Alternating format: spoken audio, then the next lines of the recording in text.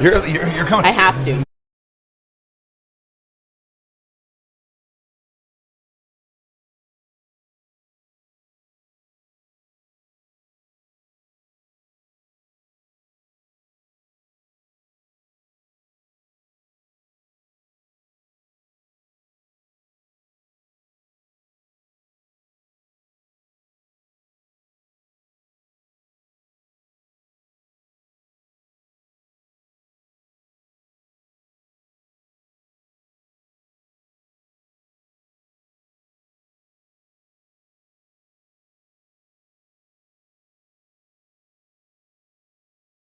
Oh, okay. So we're live again here at the Trace3 Evolve Leadership and Technology Conference. This is our final live transmission. It's been a great show. My name is Todd Galena, and with me is the CMO of Trace3, Sandy Salty. Hi, Sandy. Hi, Todd. This has been a lot of fun. I'm glad we're doing this together. Yeah, this has been good. Yeah. Well, I want to talk a little bit about today's main stage content, and we have a couple of guests that we're excited to bring on here for our final live segment. And we have brought back Jocko Willink, who spoke at our Evolve conference 6 years ago, I think it was. And he's a friend of the company, and I just want to share a quick story to you all about something great that happened. So at the scariest moment of COVID, what I would call like the height of like the paranoia and fear, this is like April 2020. Everyone has now been deployed to work from home. Yeah. No one's really sure what's going to happen to their jobs. No one's really sure what's going to happen to the economy. In comes Jocko to do a company all hands, kind of like one of the most amazing motivational speakers, and he gives us a pep talk during this time. It was awesome. I remember that vividly, and I mean, I agree. It was such a strange time, and in those types of phases in life, you sort of need those individuals who very much embody leadership and stability, and he's it. I mean, we had a couple of really amazing sort of inspirational speakers at that time, specific time in you were waiting in more than one, right? I remember you were like pulling all your strings to like get people to show up. People I knew. Right. Most of them ghosted me, but Jocko did not ghost me. Jocko showed up. Yeah. He took ownership. That was great. He was awesome, and then today he talked a little bit about, his whole thing is about leadership and some of the key leadership lessons he learned while he was going through Navy SEAL training. He eventually went on to be a leadership training at the Navy SEALs school, but he took us through a pretty harrowing story about when he actually was facing combat, and he had been told that the city of Ramadi had been lost. There was no saving it from the enemy, and he and his unit had gone in there to actually turn it around, and they eventually saved Ramadi. It was quite an amazing story. It was an incredible story, and like super intense. And he, after that experience and that sort of, it's essentially a gruesome battle journey that he had to go through with a lot of his troops and lieutenants, he came away from that with very salient leadership principles that he imparts on any who is lucky to hear him speak. There are actually 4 in particular that I took away, and we won't dive too deeply into these because we don't want to be the spoiler alert. I mean, the bottom line is you really should see Jocko if you get an opportunity to. He is phenomenal. He's amongst the best we've seen, and had hundreds of speakers over the years, and he ranks in probably, he ranks in the very, very top. So here's what I heard, and I'd love your perspective, Todd, on some of these. So these are essentially, think of these as the laws of combat, laws of leadership. And the first is cover and move. And what's interesting from my perspective is this is actually the most interesting, and let's just say it's my favorite of the 4. Okay. And the way that I interpret cover and move is you have to be humble enough to give your teammates, irrespective of hierarchy, your teammates the opportunity to move forward.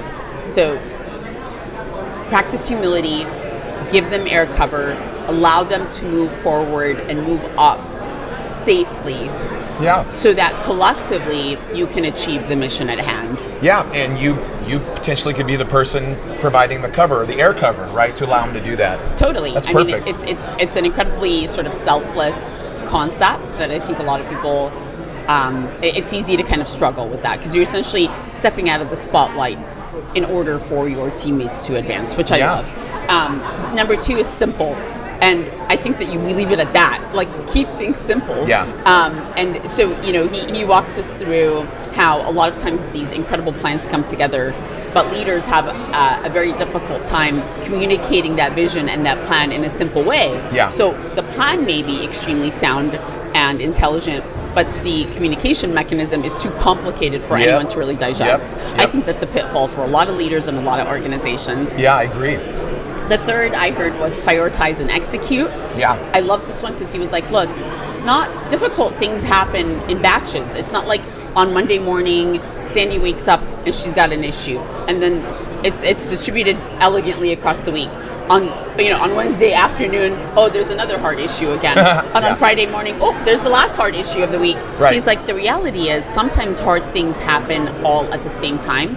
And leadership requires that you have the discernment and what he described as the detachment to prioritize the things that matter the most in any specific point in time. Yeah. So I love that. And then the fourth is decentralized command, which I think is probably what everybody views as the most impactful of the four. Okay. Decentralizing command, I think, in my mind, means, again, leaders practicing enough humility to allow and giving their teammates kind of the grace and the latitude to be leaders themselves, putting ego aside, etc. So those were kind of the 4 takeaways that I gleaned from the kind of the laws of combat. There was one thing he put all of there was a cherry on top, right? Which is something that this particular principle is very near and dear to me. He said, own the situation. And I'm a firm believer, and I don't know, I think you are too, Todd. No, I like making excuses. I like blaming others. That's so, you couldn't be farther from that. You really embody extreme ownership. You really do. Thank you. But own the situation, in my mind, it translates to being prepared pays off. And I really strongly believe that. Like, I believe teams need to show up prepared. I think individuals need to show up prepared. I think leaders need to show up prepared. Yeah. And really, in order to increase the probability of success, that's what it comes down to. So that's my Jocko synopsis. I probably didn't do it justice. You nailed it. you are far less, buffed. I know. And giant than I'm not him. quite as intimidating as Jocko. Oh, he's a beast up there. We have a photo. We take a picture. It's 2 strangers with Jocko. Yeah, is what they're showing right now. Is it up, guys? Oh, fun. Yeah. But he does offer consulting to corporations and companies, and so he's available to go to any enterprise and kind of share some of these leadership tenets, and actually worked with your leadership team to achieve them. So he was awesome. So big highlight for the day. For sure. Another big highlight, which I want to bring up our guests to talk about, is we did a massive product. We did a huge product launch. Right. We did. Sorry, guys. This is live TV. So our guest right now is currently being detained, but I'm gonna tee this up anyways. So we did a massive product launch, and it is called Trace3 Digital. We did it with a huge video description of what Trace3 Digital is, and we also had 2 client success stories to go with it, all on video, all available on trace3.com and all of our socials. And the leader of this new digital consulting practice is our very own Chris Nicholas. Chris, come on up, buddy. Woo! Hey, Chris. You were getting a lot of hugs and kisses a minute ago when I looked over. I love them. That's just normal. That's just another Tuesday for Chris. Yep. Welcome, Chris. It's such a pleasure to spend time with you and have you here. And congratulations on what is extremely meaningful work within our client cohort. You do amazing things. You and your team do amazing things every single day. And frankly, you make us all proud to work here. So thank you. We'd love for the audience to get a sense for what digital consulting is. You and I talked right before the show, and I said, Chris, I'd love for the audience to understand specifically what we bring to bear that we didn't have before. Because for years, Trace3 has been marketing the fact that we do consulting and advisory, and in fact, we have been doing it for years. So what makes digital consulting a little different from what we've done prior? You're right. So obviously, we've been in the space for a long time. We've been providing this kind of value to our clients for a long time. I think what's really interesting about digital is that we're bringing intention and focus to very specific clients in very specific areas. And we're doing, I think we're doing or achieving some really interesting synergies in our ability to create community around areas of technology across verticals and then across industries. So that's what's been really interesting about digital. Internally, there's really two lenses in which we look at the business. So the first is the capability lens. So we've brought together our cloud divisions, our AI solutioning capability, and our management consulting into a cohesive team that gets to work together every day. Our mission is broader than that even, right? So our mission is to really harness the strengths that we have across our pillars. So data, AI, cloud, and security. Yeah. And when we bring those things together, magic occurs, right? So that's the idea behind digital. The intentionality comes from focusing on clients with special initiatives. It's not trivial to get in and understand at such a deep level what those dreams and initiatives are, and then to be able to materialize them through tech. That is our kind of our mantra or our reason for living or existing. And what's been illuminated over the last 18 months is that we can do a lot in terms of bringing forward very interesting areas of technology. So, for example, the way that we are changing the way that we're thinking about becoming resilient organizations. So digital resilience, binding agent for things like programs internal to our customers, like cyber, like application service resiliency, like enterprise risk management. So those things are really interesting in combination. Our ability to see the success, the challenges that organizations are facing with launching enterprise AI platforms and enterprise AI programs. So that's been a really unique value that we've been able to bring. And then inside of verticals, we were able to share today 2 stories with Sutter Health and with Flex, who trusted us to launch and attempt to change the way we're providing healthcare in living rooms. And with Flex, we took a new look at partnering with them to change the way global production happens across hundreds of sites and interesting aggregated insights that you can gain from that kind of operation. So both beautiful programs with fantastic people that we got to partner with. What's amazing, Chris, is earlier this year we landed on an internal company theme, and this is not something we talk about externally very often because it's an internal rally cry, and that theme was next level. And it was very much rooted in this concept that Trace3 has approached a phase in our maturation where the work that we're doing with clients now is not, and I say this with respect, it's not just technology work anymore. It is work that is truly impacting human lives. It's impacting the human experience. It's making things a lot better. And I think that the Sutter example is a perfect example of that.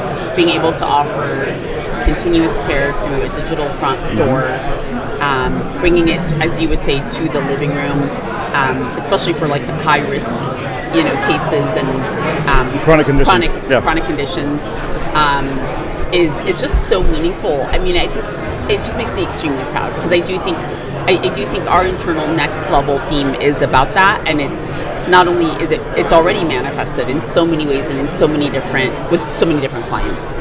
Yeah, you're right, and we agree with passion. Yeah. So a lot of our clients have such fantastic visions on how they can impact their industries and shape them.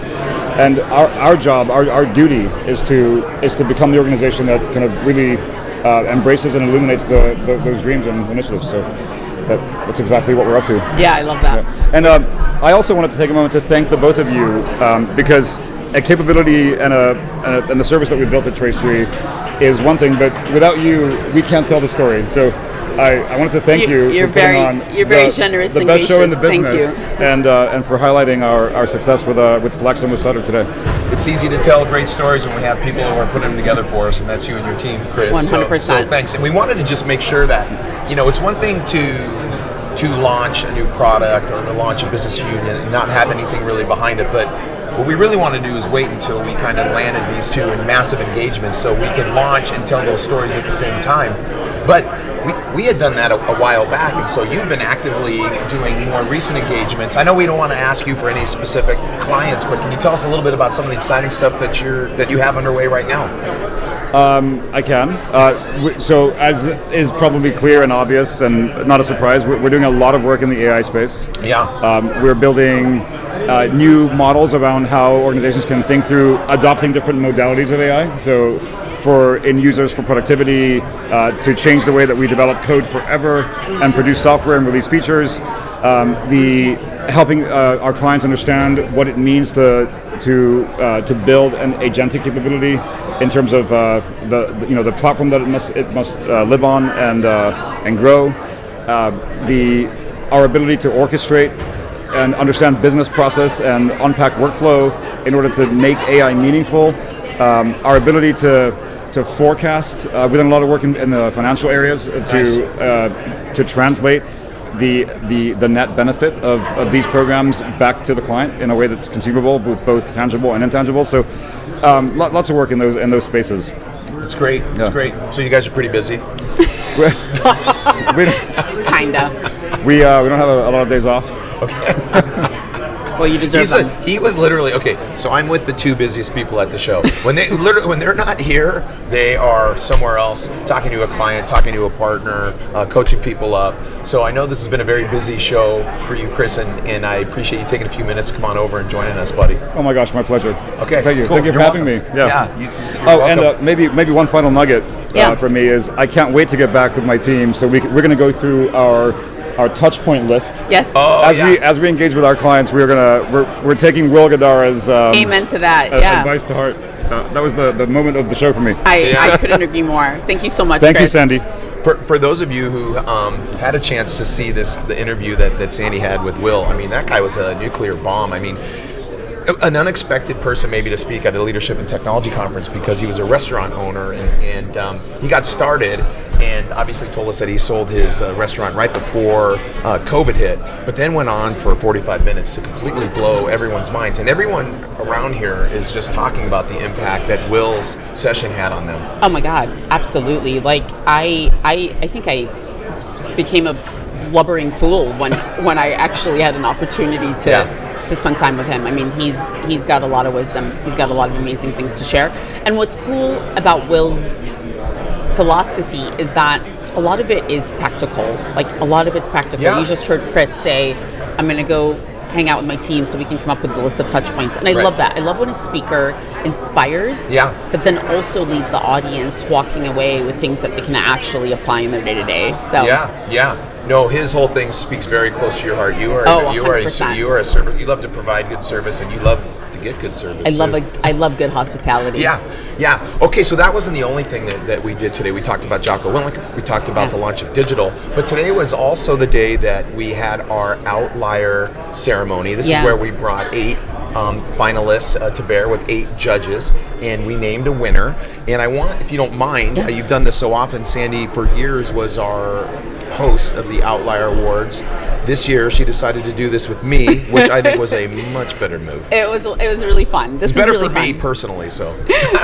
No, the Outlier Award show is very near and dear for all of the obvious reasons. I mean, the Outlier premise is really giving credit where credit is due, and what that means is taking a look at technology leaders across our space and really recognizing individuals who, frankly, honestly, Todd, embody all of the principles that Jocko shared with us this morning. It's true, yeah. And so I think oftentimes we attribute a tremendous amount of credence to the acumen of a technologist, right? Being a technology practitioner. Rightly so. Like, being good at your craft, that's kick-ass. That's what everybody should aspire for, being really good at your craft, right? But there's so much more to leadership than that. It's not just being good in your respective domain. It's, can you galvanize people around you and get them to be inspired by a vision and to execute on that vision and to like the journey, even in the dips. You know what I mean? Like the journey, because the culture lends itself to a tremendous amount of trust and a tremendous amount of passion, and all of that, in a lot of ways, it can be set by the leader or a set of leaders, and it will be cascaded down. So the Outlier Award Show is just as much about culture leadership as it is about technology leadership. Yeah, for sure. And that's what I love the most about it, because there's a lot of talent in our space. Technology practitioners, like good ones, they're everywhere. That 360 lens on leadership, that's rare. That's a unicorn scenario. Right. So today's show was incredible. We had 8 incredible finalists. I mean, that was a honestly tough competition. As I was watching the videos and seeing what each of them had done and were doing and the teams they were developing, I was glad I wasn't a judge. No, I'm kidding. High caliber individuals from extremely large brands across the globe. We also had a set of 8 incredible judges as well. The cool thing about the judging process for Outlier is that Trace3 is not involved. Contrary to popular perception, there's not a single Trace3 person in that judging room, and for a good reason. We need it to be objective. We need it to be fair. And so this group of judges are other leaders from enterprise IT. Mm-hmm. They are typically extremely sharp and sophisticated and culture leaders themselves. In fact, many of them are either former Outlier winners or finalists. So they understand the process, they understand what matters, they understand what qualifies for Outlier victory, so to speak. Heck yeah. And they always do such a great job, and they take it seriously. They really care. Yeah, they have to. They read an essay, they watch the video, and then they spend time one-on-one, each judge with each finalist. Yeah. And this year we had a special guest attend our ceremony, get a chance to interview our winner. Would you like to say the name of our winner? I feel like we've... So the winner was Sherry Hanyadi from Chevron. Sherry is a very impressive leader and human being. She is the chief security architect at Chevron. Okay, great. And I mean, she just blew everybody away, Todd. She's extremely skilled. Yeah, we were talking to her just here off set, and she's just got some principles of her own. She does. Similar to those that Jocko has in his own right. For sure. And, we have a special guest who was able to observe everything and got a chance to interview our winner for CIO Magazine. Her name is Joan Goodchild. Joan, would you like to join us? She's a contributing writer for CIO Magazine, amongst many other things. Hey. And this is her first show. Welcome, Joan. Is this seat too high? Thank you. I think I'll manage. I just have to get myself up here. I am very short, but I did manage. So, hi. Thank you for having me. Thanks for being here. Yeah, it's been great so far. Yeah. So, Joan, before we get into your role, with the meeting the Outlier finalists and finally interviewing our Outlier winner, this is your first time at our show. It is. So, can you just tell us a little bit about what you thought of it so far? Yeah, I mean, I've been to so many conferences as a tech journalist over the last 20 years, and this one really stands out for me. I know I said that to you earlier, but I just have found... I just wanted you to say it on camera. Right. This was a setup, yeah. The sessions were they were really interesting, they were inspiring, they were educational. I enjoyed all of them. A few highlights, of course, was, the talk yesterday from Will, I'm going to mangle his last name. Gadara. Gadara, who talked about hospitality and just, that whole concept of, when you go that extra mile with hospitality, and that we can take that back with the work that we do with clients, how that's going to net itself in so many more positive results and make that connection, as well as listening to Jocko today talk about, in particular for me, the thing that resonated was the extreme ownership concept, you know what I mean? And really, if something is going off the rails, a project or whatever, you kind of take from that, what was my role in that, and how can I take control of what went on and do it differently next time, and figure out a way that I can control the outcome next time, rather than trying to look at other people and their responsibility for it. So totally. They were both excellent. Yeah, totally embracing accountability. I mean, he is incredible. Like, I think if if we can implement 10% of his wisdom on stage, I think we'd all be better off. Yeah, you know? yeah, he's great. And 10% of his muscle tissue. Yeah. Imagine how much more we could get done. I'm sorry. I can't stop thinking about it. I know. I don't blame you. I literally asked him how many grams of protein he eats a day. Yeah. Okay. So tell us about meeting our outlier finalists and then finally getting a chance to speak with Sherry. Yeah. So I had the opportunity to spend the last few days, in addition to the talks and listening in on the sessions, just really getting to know more about the award and the criteria, and also I sat in on you have a speed dating style judging session where they each take a few minutes with various judges and go through kind of a lightning round of questions, and those answers were just really revealing. And I think the thing that stood out to me the most too was just how much of an innovation mindset all of them really bring to the table in order to be able to be nominated for this award. I heard a lot about some really innovative and interesting projects, and again, from that tech journalist perspective, I think we all know that so many of our IT leaders are constantly being asked how to do more with less. Yes. And being able to come to the table with some really great ideas, not only to be able to not just keep the lights on and make the technology work, but to do really great things with it and demonstrate the ROI of the investment in these tools is something to be admired these days. For sure. And Sherry is the security leader for Chevron, as you know, but also happens to preside over the innovation division at Chevron. Yeah. Is that correct? Yeah. Yeah. So clearly she brings kind of that innovation muscle to bear as well. Right. Yes. And I had an opportunity to sit down with Sherry earlier, and again, really a strong winner. Again, my one of my big expertise as a tech journalist is cybersecurity. So I've met and talked to a lot of cybersecurity leaders over the years, and she really struck me as very special and having a lot of really innovative and great ideas. She talked a lot about imagination in cybersecurity and the need to really use imagination to be able to figure out the way forward when it comes to developing resilience and risk strategies. Another big passion project for her is managing risk outside of just a compliance mindset, you know what I mean, and trying to peel back the layers of how you deal with various compliance mandates in a way that, again, is imaginative and interesting. One big thing in cybersecurity that we hear a lot about, that's a big challenge, is vulnerability management. That's those vulnerabilities in software that need to be patched. And for a lot of security teams, that's a big challenge. It's a bit of a slog. It needs to be done pretty much monthly. And so she's got a lot of really great ideas about how you kind of manage that more with a risk lens, about prioritization, as opposed to, again, just that this needs to be done because it needs to be done. Like, what is the risk assessment of how we manage these programs? So it's really, really great, interesting conversation. Yeah. She said something during her award speech, and she said some people are dreamers, some people are doers, but she's really looking for dreamers and doers, which was amazing. Yeah, that resonated with me. And another, big takeaway too that I think is worth mentioning is, you may have spoken about it already, but she's the first outlier winner who is a woman. She is. So that's awesome. Indeed. And she mentioned to me that she has 30% of her security team is women, and she has, a dedicated team of women, and they have their own group. It's I'm going to mangle the name, but it's called Click, and it's Chevron Women in IT Security or something along those lines. I'm sorry, Sherry, that I'm probably getting the name wrong, but it'll be right in the article.